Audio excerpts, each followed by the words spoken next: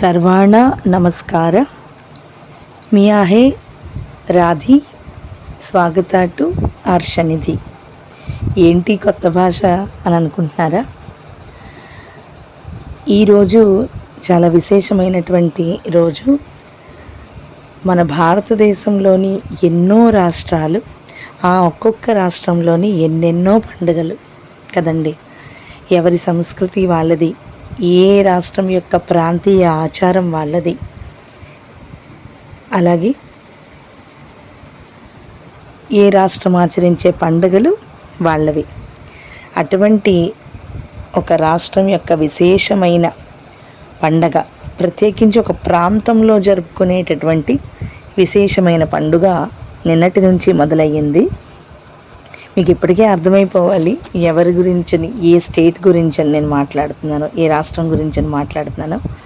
అందుకనే ఆ భాషలో మొదలుపెట్టా, మరాఠీ భాషలో నేను మొదలుపెట్టాను. సో ఇది మహారాష్ట్రలోని, ప్రత్యేకించి విదర్భ ప్రాంతంలోని జరుపుకునేటటువంటి ఒక విశేషమైనటువంటి పండుగ. మనకి ప్రతి పండుగ కూడా దాని యొక్క అంతరార్థం వేరే ఉంటుంది, బయటికి కనిపిస్తుంది ఒకలాగా. శాస్త్రములు, పురాణములు కూడా వాటి లోపల ఏదైనా ఒక పండుగను సూచించారు అంటే దాని లోపల ఒక అంతరార్థం ఉంటుంది. వినాయక చవితి పండుగ ఎందుకు ఇన్ని ఆకులతోటి, ఇన్ని పత్రులతోటి ఎందుకు స్వామికి పూజ చేయాలి? ఎందుకంటే అవన్నీ మళ్ళీ మనం తీసుకుని వెళ్ళి నీటిలోని కలుపుతాం, చెరువుల్లోని, నదుల్లోని కలుపుతాం కదా. ఆ నీరు ఔషధాలతోటి కూడుకున్నటువంటి నీరుగా మారి, ఇప్పుడు జరుగుతున్నది వర్షాకాలం కాబట్టి మనకి ఎటువంటి రోగములు రాకుండా కాపాడుతుంది. ఇది ముఖ్యోద్దేశం. కానీ ఇవాళ రేపు ఆ ఉద్దేశాన్ని పక్కన పెట్టి మిగిలినవన్నీ మనం చేస్తున్నాం. ఇప్పుడు ఎక్కడ కూడా చెరువులు అంటే ఎక్కడో దూరం వెళ్ళాలి కదా అని అనుకుంటున్నాం. కానీ మనం పీల్చేటటువంటి ఆ పత్రులను పూజ చేయడం వలన మనం పీల్చేటటువంటి గాలి పరిశుద్ధం అవ్వాలి. అలాగే ఆ నీరు కూడా, ఈ పత్రులని నీటిలో కలపడం వలన నీరు కూడా చాలా శుభ్రంగా, పరిశుద్ధంగా మారుతుంది. అలాగే ప్రతి ఒక్క పండగ వెనకాల దాని యొక్క ముఖ్యోద్దేశం వేరేది ఉంటుంది. ఇప్పుడు ఇవాళ మనం చెప్పుకునేటటువంటి పండగ మహాలక్ష్మి పూజ. మహారాష్ట్రలోని విదర్భ ప్రాంతంలోని, అలాగే నాగపూర్ ప్రాంతంలోని కొంతమంది మాత్రమే జరుపుకునేటటువంటి పండగ. ముఖ్యంగా 4000 సంవత్సరములు, 5000 సంవత్సరముల క్రితము విదర్భలోని జాగీర్దార్లు వాళ్ళు మొదలుపెట్టారు ఈ పండుగని. ఈ పండుగలో విశేషించి జ్యేష్ఠాదేవిని కూడా పూజిస్తారు. మనం మహాలక్ష్మి పూజ అంటే కేవలం మహాలక్ష్మిని మాత్రమే పూజిస్తాం, లేదంటే లక్ష్మీ గణపతిని పూజిస్తాం. కానీ ఈ పూజలో అలా కాదు. జ్యేష్ఠాలక్ష్మితోటి కూడుకున్నటువంటి కనిష్ఠలక్ష్మిని, అంటే లక్ష్మీదేవి యొక్క అక్కగారు జ్యేష్ఠాలక్ష్మి, చెల్లెలు ఈవిడ కాబట్టి ఈవిడ కనిష్ఠ. ఈ పేరుతోటి అమ్మవారు పూజలు పొందుతుంది. జ్యేష్ఠ గౌరి, కనిష్ఠ గౌరీ అనేటటువంటి పేర్లతోటి పూజలు అమ్మవార్లు స్వీకరిస్తారు. అలాగే ఖచ్చితంగా జ్యేష్ఠాదేవిని కూర్చొని పెట్టి, మహాలక్ష్మిని కూర్చొని పెట్టి, వాళ్ళ యొక్క పరివారం అంటే వాళ్ళ పిల్లలు, వీళ్ళని కూర్చోబెట్టి పూజ చేస్తారు. ముఖ్యంగా ఏంటంటే మహాలక్ష్మీదేవి వాళ్ళ పుట్టింటికి వస్తుందన్నమాట, వాళ్ళ అక్కగారి దగ్గరికి. ఇది పురాణ గాథలోకి వెళ్తే, జ్యేష్ఠాదేవి అంటే మనందరికీ తెలిసిందే కదా, దరిద్ర దేవత అంటాం మనం. అంటే చాలా నిరుపేదగా ఉంటుంది. జ్యేష్ఠాదేవి యొక్క తల్లిదండ్రులు జ్యేష్ఠాదేవిని ఒక సామాన్యుడికి ఇచ్చి పెళ్లి చేస్తారు. మహాలక్ష్మీదేవి యొక్క అదృష్టం వలన, ఆవిడ పేరే లక్ష్మి కదా, అంటే ఆవిడ ఎక్కడుంటే అక్కడ సంపద ఉంటుంది. ఆవిడ యొక్క అదృష్టం వలన వాళ్ళ యొక్క అత్తగారు శ్రీమంతులైనటువంటి శ్రీనివాసుడితోటి, విష్ణుమూర్తితోటి పెళ్ళవుతుంది. కాబట్టి ఆవిడకి అక్కడ ఎన్నో సంపదలలో ఉంటుంది. ఈవిడ తన పుట్టింటికి వస్తుంది, తన అక్కగారింటికి వస్తుంది. తల్లిదండ్రులు పుట్టిల్లు అంటే తల్లిదండ్రుల తర్వాత అక్కే కదా, కాబట్టి అక్కగారింటికి వస్తుంది. వస్తే దేనికోసమని వస్తుంది అంటే వినాయక చవితి పూజ కోసమని వస్తుంది ఆవిడ. ఆ వచ్చినప్పుడు జ్యేష్ఠాదేవి దగ్గర ఏమీ ఉండదు, కేవలం ఒక జొన్న పిండి కొనడానికి మాత్రమే డబ్బులు ఉంటాయి. ఆ జ్యేష్ఠాదేవి ఆ జొన్న పిండితోటి తెచ్చి ఏదో ఒక పదార్థం నైవేద్యం చేసి స్వామికి నివేదన చేద్దాము అని అనుకుంటుంది. అటువంటి సమయంలో లక్ష్మీదేవి రావడం వలన ఆవిడికి సంపదలు పెరిగి ఆవిడ చాలా ధనవంతురాలైపోతుంది జ్యేష్ఠాదేవి. లక్ష్మీదేవి రావడం వలన ఆ ధనవంతురాలైపోయి రకరకాలు 16 రకాలైనటువంటి పిండి వంటలు తప్పకుండా చేసుకుంటారు. అలా చేసుకుని వాళ్ళు వినాయక చవితి పూజ చేస్తారు. అయితే ఇక్కడ ఈ విదర్భ ప్రాంతంలోని ఎవరైతే ఈ జాగీర్దారుల వంశానికి చెందినటువంటి వారు ఎవరైతే ఉన్నారో వాళ్ళ ముత్తాతలు, మునిమనవలు, ఆ పరంపరలోని ఆ కుటుంబం వాళ్ళు ఎక్కువగా ఈ మహాలక్ష్మి పూజని చేస్తారు. వాళ్ళకి వాళ్ళ వంశపారంపర్యంగా వచ్చినటువంటి 2 విగ్రహములు, ఒకటి జ్యేష్ఠాదేవిది, ఒకటి మహాలక్ష్మీదేవి విగ్రహాలు 2 వాళ్ళ యొక్క పిల్లలు. ఈ విగ్రహాలు వాళ్ళ వంశ పారంపర్యంగా వాళ్ళ అత్తవారింట్లోనే ఉంటాయి. ఆ విగ్రహాలని కేవలం ఈ 3 రోజులు బయటికి తీసి వాటిని ఎంతో అలంకరణ చేసి వాటిని కూర్చోబెట్టి ఆవాహన చేసి షోడశోపచార పూజ చేసి మళ్ళీ ఈ పూజ అంతా అయిపోయిన తర్వాత మళ్ళీ ఆ విగ్రహాలు ఒక పెట్టెలోని వాళ్ళు దాచి పెడతారు. మళ్ళీ ప్రతి సంవత్సరము ఈ పూజను జరుపుకుంటారు. వచ్చే సంవత్సరం ఆ విగ్రహాలు మళ్ళీ బయటకు తీస్తారు. అయితే ఈ పూజ ముఖ్యంగా 3 రోజులు చేసుకుంటారు.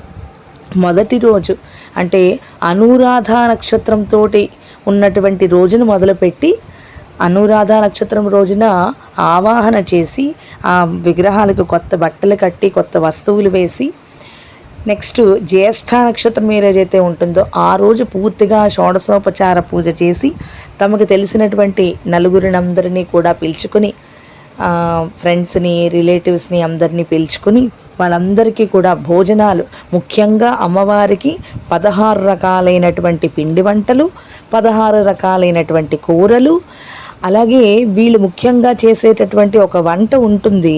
అందులోని ఖచ్చితంగా 16 రకాల కూరగాయలు వేస్తారు. అందులో 5 రకాలు ఆకుకూరలు, పొట్లకాయలు, కాకరకాయలు, బీరకాయలు, ఇలాగా ఏవైతే ఉన్నాయో పీచుకి సంబంధించినటువంటి పదార్థాలు. అంటే ఇప్పుడు మనకి బీరకాయలు అట్లా పీచు పదార్థం ఎక్కువ ఉంటుంది కదా, పొట్లకాయలు ఇవన్నీ కూడా నీటికి సంబంధించి నీరు ఎక్కువ ఉంటుంది, ఆనపకాయలు ఇలాగా ఇవన్నీ కూడా ఆ వంటలోని వేసి వాటితోటి పదార్థం చేస్తారు. అలాగే జొన్న పిండితోటి చేసినటువంటి పదార్థాన్ని ఒకటి తయారు చేస్తారు, దాన్ని అమృత్ అంటారు. అది ముఖ్యంగా అదే మహాప్రసాదం.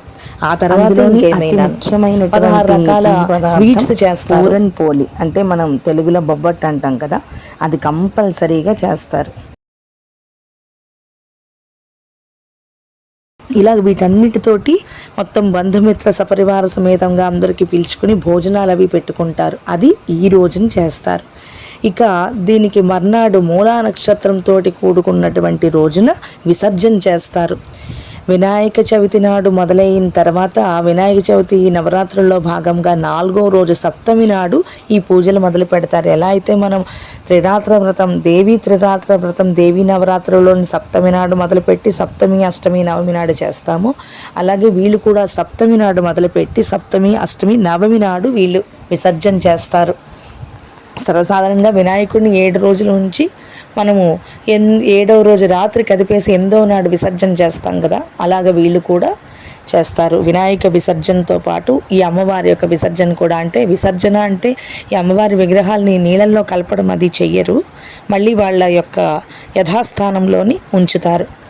ఇందులోని ముఖ్యంగా తెలుసుకోవాల్సింది ఏంటి అంటే మొత్తం అందరికీ బంధుమిత్రులతో పాటు మిగిలిన వాళ్ళు, తెలిసిన వాళ్ళు ఏమాత్రం తెలుసున్నా సరే వాళ్ళందరికీ కూడా పిలిచి భోజనాలు పెడతారు. దీనివలన ఇంటిలోని శ్రేయస్సు, ధనము, ఐశ్వర్యము చాలా వృద్ధి చెందుతాయి. వాళ్ళు ఎప్పటికీ కూడా శ్రేయోభివృద్ధిలో ఉంటారు. అంటే ఎప్పుడూ ఆనందంగా, సంతోషంగా ఉంటారు ఎవరైతే ఈ పూజ చేస్తారో వాళ్ళందరూ కూడా. అసలు మొట్టమొదట ఇది విదర్భలోని ఒక జాగీర్దారులు మొదలుపెట్టారని చెప్పాను కదా, వాళ్ళైతే స్వర్ణమూర్తులను అంటే బంగారంతో చేసిన విగ్రహాలను తయారు చేయించారు. తర్వాత ఇప్పుడు అందరము బంగారంతో అవ్వదు కాబట్టి తర్వాత వాళ్ళందరూ కూడా వాళ్ళకి తోచిన విధంగా ఆ విగ్రహాలను తయారు చేసుకుని వాళ్ళ ఇళ్లల్లోని ఉంచుకుంటున్నారు. ఇది వంశాచారంగా వస్తున్నటువంటి పూజ. ఎవరింట్లో ఉంటుందో వాళ్ళు మాత్రమే చేస్తారు, మిగిలిన వాళ్ళు ఎవరు కూడా చెయ్యరు. అయితే ఈ ప్రసాదం అనేటటువంటిది మాత్రం ఈ రోజునే అందరికీ కూడా చాలామందికి పిలిచి ఈ ప్రసాద సేవనం అనేటటువంటిది పెడతారు.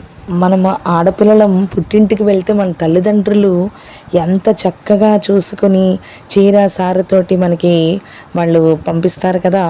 పుట్టింటికి వస్తే ఎంత ఆనందంగా చూసుకుంటారు. మనకి అసలు పుట్టింటికి వెళ్తే ఎంత ఆనందంగా ఉంటుంది కదండి. అలాగే అమ్మవారు వాళ్ళ పుట్టింటికి వచ్చినప్పుడు ఇంకా వాళ్ళ యొక్క అందులోనూ ఉండేదేమో ఏడాదికి ఒకసారి వచ్చి 3 రోజులే ఉంటుంది కాబట్టి వాళ్ళ యొక్క ఆనందాన్ని, సంతోషాన్ని అంతా ఈ డెకరేషన్లు, ప్రసాదాలు వీటి రూపంలోని వాళ్ళు చూపిస్తారనమాట. అందుకని రకరకాలైనటువంటి ప్రసాదాలు, ఎన్నో రకాల స్వీట్లు కంపల్సరీగా, మనకి తెలుగులో బొబ్బట్లు, ఇవి కంపల్సరీగా చేస్తారనమాట. ఇవి చేసి అమ్మవారికి ప్రసాదం నివేదన చేస్తారు. ఎంత ఆనందంగా ఉంటుంది కదా. మనం పుట్టింటికి వెళ్తేనే ఎంత సంతోషిస్తామో, ఇంకా అమ్మవారిని సంతోషపెట్టడంలో ఏమైనా అసలు కొరత చేస్తామా చెయ్యండి, చెప్పండి. అసలు ఏదైనా లోటు చేస్తామా? అలా అన్నమాట.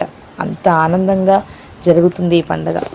ఇందులోని ఒక ముఖ్యమైన విశేషమైనటువంటి ఘట్టం ఏమిటంటే, ఈ పూజకి వీళ్ళు మాకు పిలవలేదు, వీళ్ళు మాకు పిలిచారు అనే సందర్భం, అనే పరిస్థితి లేకుండా ఎవరైతే అమ్మవారిని, ఈ మహాలక్ష్మి అమ్మవారిని సేవించాలి అనుకుంటున్నారో వీళ్ళు మహారాష్ట్రీయులు, మరాఠీ వాళ్ళు ఓటీ అని చెప్పి మనం ఎవరికైనా చూడండి, అమ్మవారికి మనం ఇవ్వాలి అనుకుంటే కనుక చీర, గాజులు, పసుపు, కుంకుమ, అలాగే శృంగార వస్తువులు ఏవైతే ఉంటాయో అవన్నీ పెట్టి మనం అమ్మవారికి సమర్పిస్తూ ఉంటాం కదా. అలాగ వీళ్ళు మాకు పిలిచారు, వీళ్ళు మాకు తెలిసిన వాళ్ళు, తెలియని వాళ్ళు అనేటటువంటి భేదం లేకుండా వాళ్ళకి ఒకవేళ అమ్మవారికి ఇవ్వాలి అనిపిస్తే వాళ్ళు తప్పకుండా చీర, జాకెట్టు, పసుపు, కుంకుమ, గాజులు, అలాగే సువాసిని వస్తువులు, ఖచ్చితంగా బియ్యము కొంతవరకు పెట్టి అది అమ్మవారికి సమర్పణ చేసుకుంటారు. ఇక్కడ ఇది ప్రత్యేకించి చేస్తారు, తప్పకుండా ఇస్తారు అమ్మవారికి. వాళ్ళ ఇంటికి వెళ్ళి వాళ్ళు ఇస్తామంటే వాళ్ళు ఎవరు కూడా, ఆ ఇంట్లో వాళ్ళు వీళ్ళు తెలియకపోయినా ఎవరు కూడా కాదనరు. అమ్మవారి దగ్గర ఇవన్నీ కూడా పెడతారు. ఎలా అయితే జ్యేష్ఠాదేవిని కనిష్టాదేవి ధనవంతులుగా చేసిందో, అలాగే ఈ పూజ చేయడం వలన అక్క లేకుండా చెల్లి ఉండదు కాబట్టి ఏవైతే ఇస్తున్నారో కేవలం ఒక అమ్మవారికే కాదు, ఇద్దరికి జోడాగా ప్రతిదీ కూడా ఇవ్వాలి. అక్కకి చెల్లికి ఇద్దరికీ ఇవ్వాలన్నమాట. అక్కడ భేదభావాన్ని చూపించకూడదు. అంటే ఇది ముఖ్యంగా చెప్పుకోవాలంటే జ్యేష్ఠాదేవికి పూజ. ఎందుకంటే లక్ష్మీదేవితో కూడి ఉన్నటువంటి జ్యేష్ఠా గౌరికి పూజ అన్నమాట. ఎందుకంటే ఇక్కడ మనం తెలుసుకోవాల్సింది ఏంటి అంటే అక్కా చెల్లెళ్ళ సంబంధము ముఖ్యంగా తెలుసుకోవాల్సింది. అక్కా చెల్లెలు, అక్క చెల్లి ఎలాంటి వారైనా సరే వాళ్ళిద్దరూ ఎప్పుడు సఖ్యతతో ఉండాలి. చెల్లి వలన అక్కకి శ్రేయస్సు పొందాలి, అక్క వలన చెల్లికి లాభం కలగాలి. లాభము అంటే కుటుంబ వృద్ధి, ఐశ్వర్యము, ఇలాగనమాట. ఇవి కలగాలి అనేటటువంటి ఉద్దేశంతో ఈ పూజను కొంతమంది మాత్రమే చేసుకున్నా కూడా మనకి అమ్మవారికి సమర్పణ చేసుకోవాలి అంటే మనం కూడా వెళ్ళి చక్కగా ఆ అమ్మవారిని చూడొచ్చు. ఎంత అందంగా డెకరేషన్ చేస్తున్నారు, అసలు చూస్తుంటే చాలా చూడముచ్చటగా ఉంటుంది. అయితే ఈ ఫోటో ఏదైతే ఉందో ఇది మా ఆడపడుచు వాళ్ళు నాగ్పూర్లో ఉంటున్నారు. వాళ్ళ ఇంటి దగ్గరగా ఉన్న వాళ్ళు ఇంత అందంగా అమ్మవార్లను తయారు చేసుకుని, మనము ఏదైనా సరే చూడండి, వరలక్ష్మి వ్రతానికైనా సరే అమ్మవారిని ఎంత అందంగా ముస్తాబు చేస్తామో కదా, అలాగ వీళ్ళు చాలా అందంగా, చాలా ముచ్చటగా, చాలా ఖర్చు పెట్టి చక్కగా అందంగా తయారు చేస్తారనమాట. దాన్ని బట్టి మనకి ఐశ్వర్యం పెరుగుతూ ఉంటుంది అనేటటువంటిది కూడా ఒక ఉద్దేశము. అటువంటి అద్భుతమైన ఈ మహాలక్ష్మి పూజ గురించి మనం ఇవాళ తెలుసుకున్నాము. ఇది మా ఆడబడుచు సమర్పించినటువంటి ఓటి, కొబ్బరికాయ, బియ్యము అన్నీ కూడా పెట్టి, శృంగార వస్తువులన్నీ పెట్టి, ఇది వాళ్ళ ఇంటి దగ్గర ఇంకొకరి ఇంట్లోని ఈ పూజ చేశారు, అక్కడ సమర్పించినటువంటి ఓటి అన్నమాట. ఎంత అందంగా ఉందో కదా చూడడానికి. మీ అందరికీ కనుక నా ఈ వీడియో నచ్చితే లైక్ చేయండి, షేర్ చేయండి. అలాగే కొత్తగా ఈ ఛానల్ చూస్తున్న వాళ్ళు సబ్స్క్రైబ్ చేసుకోండి.